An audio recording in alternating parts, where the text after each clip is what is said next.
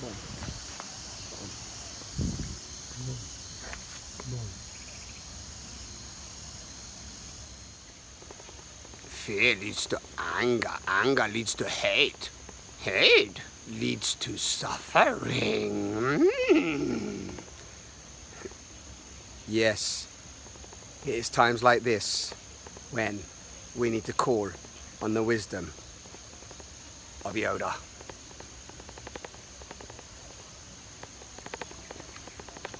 The wise man. Greetings everyone. Yes, today I'm in Bali again and I'm with Yoda. It's not every day you get to meet this guy and ask him some wisdom. But Transparency Day is, I'm up nice and early and let's hang out with Yoda. You know it's the only way. So I'm up nice, you can just look over my shoulder, you can sit on my shoulder.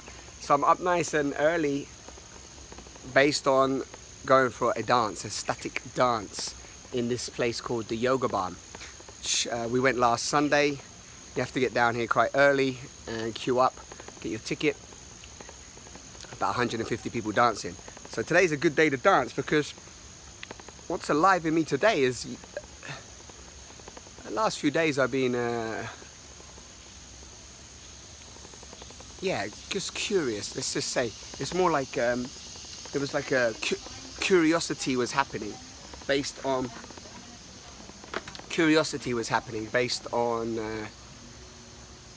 a few things that people have pointed up around society and conspiracy and so on. So anyway, I watched a couple of videos of a couple of sources, and then what came up yesterday was kind of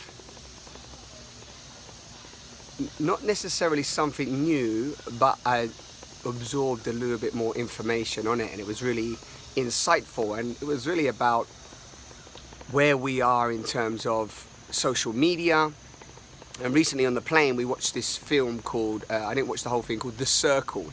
I don't know if any of you have seen that, but as we know, films always are a catalyst for bringing new ideas into our culture, into this reality that we play in. And then I've had a couple of conversations around this whole thing around social media and social media slightly being out of control. And I don't know if any of you listened to Sinek, who wrote a book called Start With Why, and he's got an amazing TED Talk called How Great Leaders Inspire Change, or something like that, if I remember rightly. I just always search Start With Why, but I've watched it numerous times, and he's an awesome guy. And I recently watched a video from him, 16-minute snippets of an interview that he did around dopamine, and how dopamine is so damn powerful, and social media has us all hooked on dopamine. And how our kids, it's like giving them, access to the drugs and the alcohol at the age of 11, 12, 13, and even younger in some cases, and just saying, hey, go get high, get hooked on this. And as we know, all addiction starts with pain and ends with pain. So we're now facing this, really, I'm talking about my transparency, I'm facing this addiction to smartphones, addiction to Facebook, social media, and all these different things. And then yesterday I was really looking at my own path in the last sort of 7 years of having YouTube account and a Facebook account and so on, and seeing how, it's sort of given the quick fix and supported me in many ways, and it's an amazing tool. And at the same time, I've been addicted to it, stayed off it sometimes, taking a month out or going into Facebook jail. At the first few times it happened was a challenge, and then when I started meditating more and realizing that actually I don't need anything to be addicted to or require substitute joy, but then seeing how it's come so into the fabric of our culture, into our business and everything. And Facebook, as we know, is a huge, big marketing machine, and it's changed owners in the last few years, and many things have changed, and it's all about selling and boosting posts, and you're getting information you don't even realize you needed, and it's just coming at you, just full power coming at you. So that's been quite insightful. And then yesterday I watched this video around really just where we're going in terms of a cashless society, and how technology is, let's say how it's moving with artificial intelligence, and how this robots and Amazon are testing out at the moment stores where there's no cash used, but you will use like scanning or fingerprint identification and so on, and even retina identification, which again is fascinating because I heard a lot about this many years ago, way back in 2011, 2012. I used to watch a lot of documentaries, different people like Michael Tessarian and David Icke at the time, and other Peter Joseph, the Zeitgeist movement, and looking at the different, let's say, perspectives of where society is going in terms of a big brother state, in terms of CCTV becoming more and more, and this sort of sense of how governments and big corporations and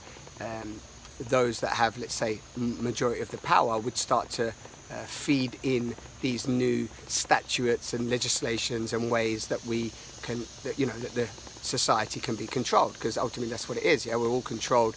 We're all mind controlled and technologically controlled and energetically controlled in the way that we show up. Yeah, in the way that society orchestrates and organizes us, right? Group think, group mind, monkey mind, whatever you want to call it. We have to bring awareness to the fact that we're deeply indoctrinated and conditioned, and that's just how it is. And a lot of that is controlled to us by fear, and in the essence of social media through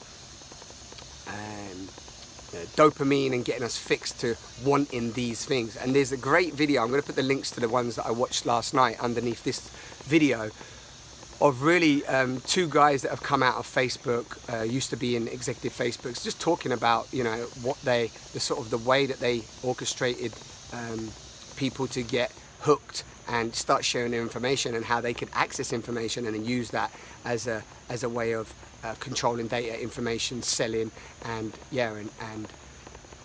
bringing people in. And actually some of them are speaking so beautifully on how they just didn't, some of them maybe deep down knew what they were doing, but at the same time they didn't know what would happen when all of a sudden 1.5 to 2 billion people are on these platforms. And now we've got Instagram, social media, Snapchat, WeChat, WhatsApp, which is the one that I use. So anyway, that's just something that's alive in me at the moment, how, just really checking in with how controlled I am and how not controlled I am with these smartphones, and how these smartphones are becoming smarter than us. And then this other talk that I will put a link under here just really highlighted really how in the last 50 years we've gone 200 trillion times exponentially growth in information. That's published information, right? So that's the intensity that we're dealing with right now. So of course we're seeing so many people that are confused, lost, don't know what's happening. So many systems are crumbling. Technology's making past systems crumble, and you and I watching this are in that transition.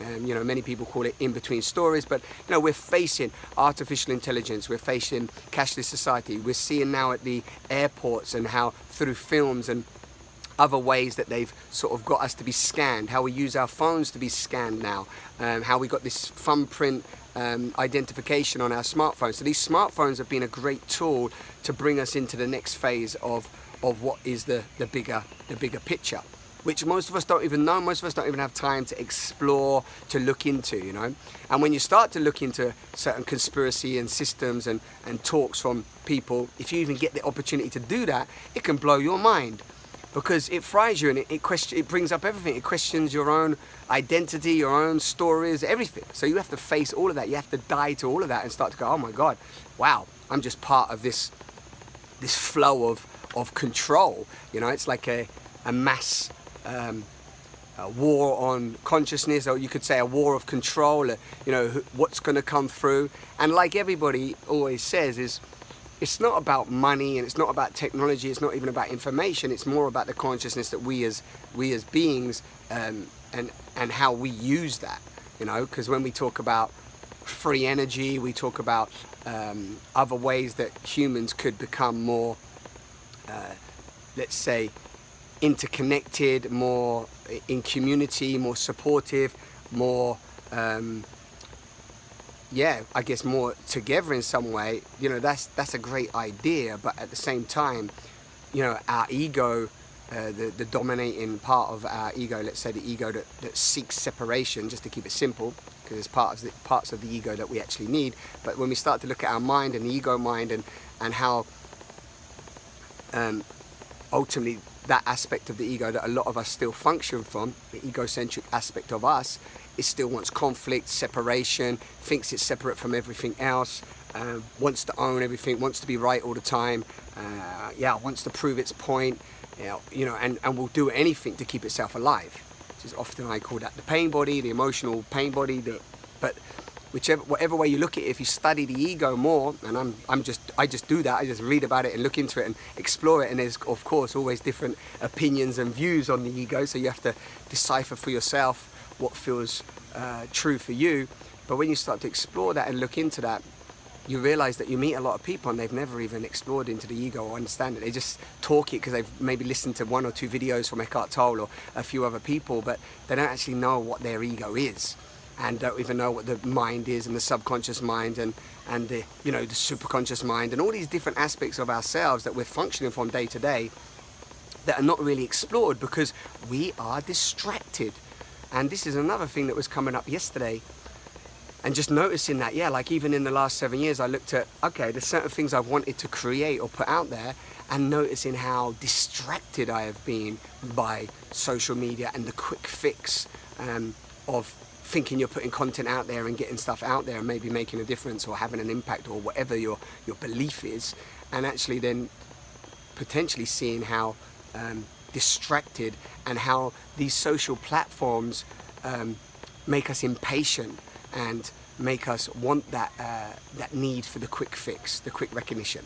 And the guys on the videos, on the links I put below, you know, they're talking about that, how they designed that. You know, they designed the like button, the heart button, the quick fix buttons. They designed it for that reason. So that was really interesting. That was really, really interesting for me, just to observe that.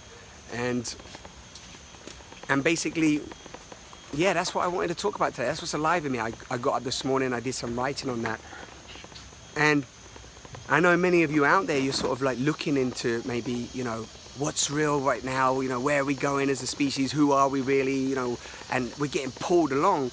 But I guess my response to that for you is, or what I do is I dance, I sit a lot in silence meditation, and get out in nature and get out and connect with people and connect with nature. And, you know, my friend Adrian Cowell in London, who had him and his wife Corinne had the Evolve Wellness Centre in London, and now they've moved. They still have that, but they moved. And he does something called Back to Nature, where he takes groups of people back into nature, you know, just to connect. And we do Naked the Retreat, and Naked the Retreat is like no mobile phone, no computers. You know, we strip away loads of different things from certain foods like sugars and stuff that we get addicted to. And you know, we do a lot of work where we can just try, you know, have moments to get out of the mind and be in that stillness and silence, so that we can actually, you know, have some clarity and have some space, yeah, have some space to breathe. And I want to say today that within that, you know, I'm aware of that, and I'm also just wanting to say today that, you know, I can get pulled in and to, you know, the intensity of information, the intensity of different opinions and views that are happening in the world. And you have to walk with discernment. You have to question everything. You have to check into it and do enough research for yourself, and be explorers and inquirers to do enough research for yourself to see, okay, actually, does this link? Connect the dots yourself. You know, he's talking about that, she's talking about that, she's talking about this, he's talking about that. Whoa, you know, where am I positioned amongst all this? So yeah, there you go. I'm gonna go and dance all of this, dance the confusion, the frustration, the uncertainty, you know, and find myself in that space of unknown, find myself in that space of also not needing to know. You know, that's another big thing. Just not needing to have all the answers, not needing to know, but just to keep checking in with how I feel positioned amongst all this. And I'll do another video tomorrow on this, because people sent me some questions. There's so many different theories and ideas out there in the world, and some call them conspiracies or whatever. But in 2012 I watched a lot, and 13, 14 I still watch lots of documentaries, but back then I watched so many documentaries. And if you're at that stage where you are watching documentaries and finding this information for the first time, or watching maybe these links I share, then I also want to say to you is, like, I'm not sharing this to get you overwhelmed, and I don't want to add more noise to the noise that's already out there, the chaos and the confusion. But just, tread carefully, breathe, take it in your own pace and speed, and, keep coming back to your breath. Find your own meditation practices, your own ways of getting into space, whether it be sound, through dance, through meditation, whatever it be, in walking in nature. Just find yourself back to your own center, because I also share that beautiful talk by Darpan on many of the other videos, Metamorphosis. And at these times we need to connect with our friends, our loved ones, find ourselves in those grounded spaces, and just keep loving, try not to judge, and just keep surfing through this beautiful chaos. And this is a huge transition in time that we are a part of. Okay? So that was some wisdom from Yoda today, hanging out in the yoga barn, sending your love.